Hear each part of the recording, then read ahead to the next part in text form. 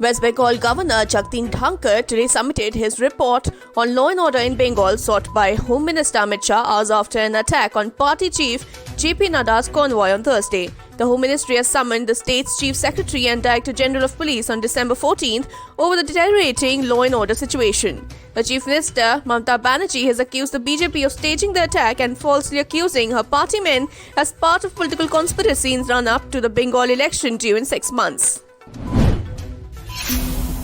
The Delhi Traffic Police on Friday said that Tikri and Dhansa borders would continue to remain closed for all traffic movement as farmers' agitation against the central government's farm laws entered day 16th. On Saturday, the protesting farmers will block the Delhi-Jaipur highway and have organized a nationwide protest on Monday. They also threatened to block all railway tracks across the country.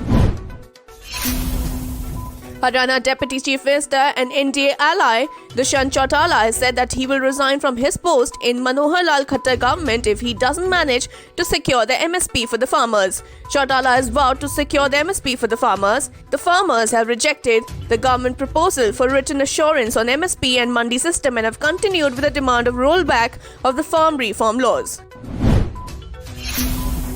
An expert committee convened by US Food and Drug Administration voted heavily in favor of recommending the Pfizer-BioNTech COVID-19 vaccine for the emergency usage approval on Thursday. Britain, Canada, Bahrain and Saudi Arabia have already approved the vaccine, the first in the world to complete a large-scale phase 3 clinical trial. This as Britain on Wednesday reported that 2 healthcare workers developed significant allergic reactions to the vaccine as the country rolled out its massive drive on Tuesday.